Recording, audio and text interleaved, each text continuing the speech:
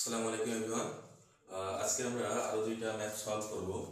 একটু খেয়াল করি, প্রথম যে ম্যাথটা দেওয়া আছে ইন্টিগ্রেশন থেকে, যে প্রথম যেটা আমরা 1 নাম্বার দিছি আর কি 1, বলা হচ্ছে যে লিমিটটা দেওয়া আছে 0 থেকে a √a² - x² dx, মানে এটা ইন্টিগ্রেশন করতে হবে। ওই আঙ্গিকে নরমালি হচ্ছে ওইটা ডিরেক্টলি ওইটা ইন্টিগ্রেশন অনেক সময় থাকে, আবার ওই আঙ্গিকে কিছু ম্যাথ থাকে। কিন্তু যদি আমরা ওইটা ইন্টিগ্রেশন করতে চাই তাহলে একটু নিয়মটা বড় হয়ে যায়।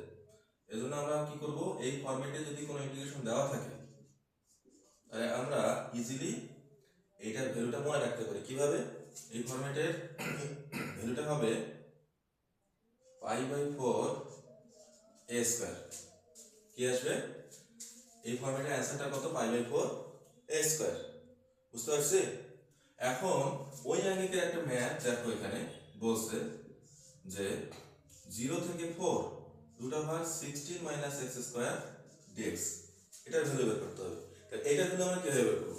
ওই যে এই ফরম্যাটের ভ্যালুটা কত? π/4a² না, 0 থেকে a, তাহলে এখানে 0 থেকে a ছিল, এখানে 0 থেকে কত? 4। একটু খেয়াল করি, 0 থেকে 4 √4 এর উপর স্কয়ার - x² না। দেখো তো এই ফরম্যাটের সাথে মিলছে কিনা। মিলছে?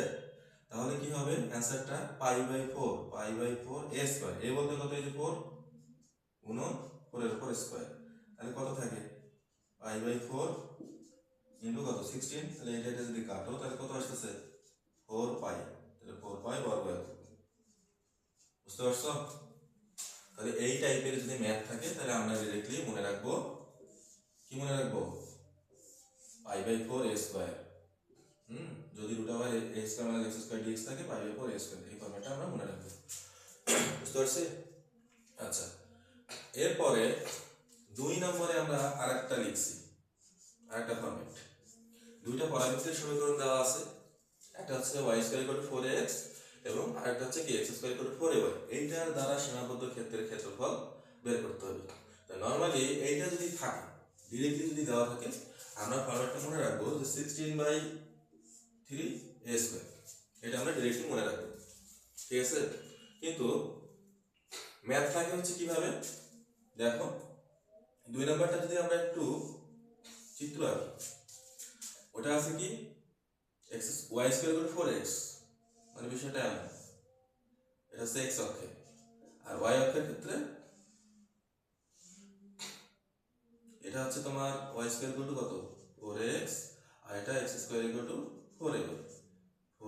তার মানে এই যে এতটুকু অংশ আমাকে বের করতে হবে, এই এরিয়াটা। তো এটা বের করতে গেলে এটা তো 0 0, এখানে তাহলে এই দুইটার ছেদবিন্দুটা বের করতে হবে। দেন আমরা যদি 0 থেকে এখানে যে ছেদবিন্দু বের হবে ওইটার লিমিট ধরে ইন্টিগ্রেশন করি তাহলে আমরা এই এরিয়াটা পেয়ে যাবো।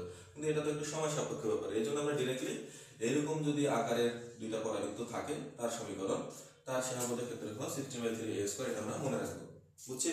তাহলে ওই রিলেটেড একটা ম্যাথ একটু খেয়াল করো, এখানে দেওয়া আছে বলছো y² = 16x। y² = কত? 16x। একটা জিনিস মনে রাখো, y² = 4ax, এখানে a, এখানেও কত? 4ay, এখানে a, এই দুটো কিন্তু কমন জিনিস। ঠিক আছে?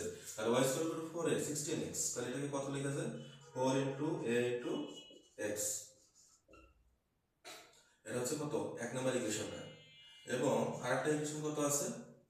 x² = 16y, অর্থাৎ x² = কত? 4 × y। এটা 2 নম্বর ইকুয়েশন। এখন একটু দেখো তো, এটা হচ্ছে a, এখানে কি? এটা a না? তাহলে y² = 16x এবং x² = কত? 16y। এই দুইটা দ্বারা সীমাবদ্ধ ক্ষেত্রের ক্ষেত্রফল কত হবে? ওই যে সেই ফর্মুলা, তাহলে ক্ষেত্রফল কত হবে বলো? 16/3। a কত? 4, এখানেও কত? 4, তার মানে কমন অংশটা a, তাহলে a²। তাহলে a এর জায়গায় কত বসাই দিবা? শুধু 4। তাহলে 16/3 এটা এখন তোমরা সলভ করলে যেটা আসবে সেটাই অ্যান্সার। বুঝতে পারছো? তাহলে এই রিলেটেড ম্যাথ যদি থাকে আমরা করতে পারবো না ইজিলি। ওকে, ধন্যবাদ।